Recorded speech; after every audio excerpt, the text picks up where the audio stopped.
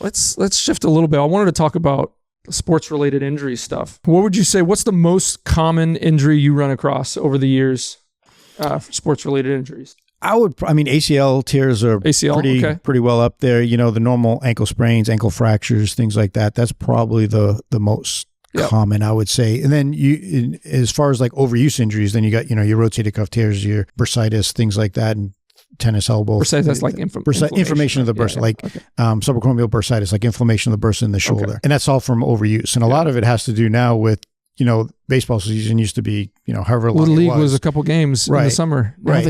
Now they play all year long and they throw, and even in the pros, you see the pitchers don't pitch every game. They pitch every 3-4 game, whatever it is, because that you need to rest the body. Nowadays, these kids, they're just pitching. They pitch their regular games, then they do travel ball, and then it just continues. So you get a lot of that overuse injuries. That's probably become more prevalent over the years. So you're seeing those injuries that used to be reserved for, let's say, college kids and up. You're seeing those in more of the younger kids. Yeah, just because they're out there doing it more often now. Because they're still growing.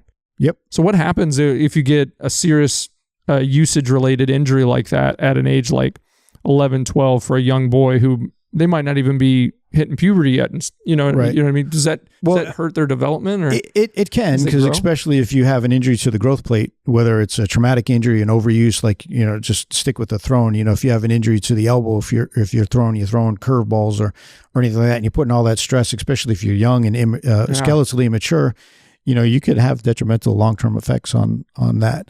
You can stunt the growth if you have a fracture through the growth plate, things like that. If you do it the correct way, you work on your stretching, you work on the strengthening, you take the breaks. I mean, it can be done, but most kids nowadays don't. They just go out and the coaches either don't know, or I don't want to say they don't care, but nowadays it's actually getting to be more and more that the coaches are sort of sitting back a little bit and saying, okay, if the athletic trainer said you can't do this, we're not going to force you to do it. So it is becoming more prominent or prevalent that they're aware of these sports injuries.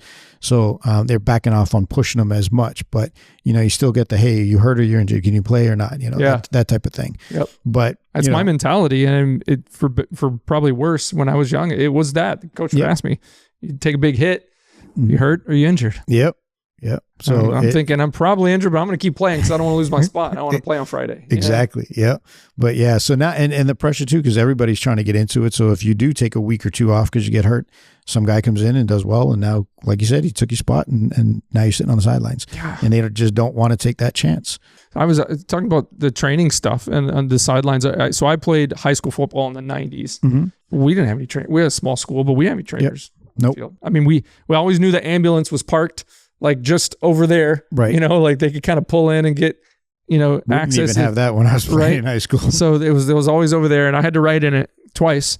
But the trainer was the assistant coach, the guy that taped the ankles. Yep. But now, they've got kind of affiliations with local professionals that come out, and they're right there on the field to be able to work with them. And I think in some cases, especially in places where they've got colleges with programs, they have internships where those trainers in training, or they're coming out and they're working with teams. Well, I did a 1-year internship with University of Miami in the training room. Oh, really? Yeah, and it was great. So when was that? That was in 91, I want to say. 90. It happened to be that the year that they were on probation didn't get to go to a bowl game. I was going to say, because that was a couple years after Jimmy Johnson left. Yeah.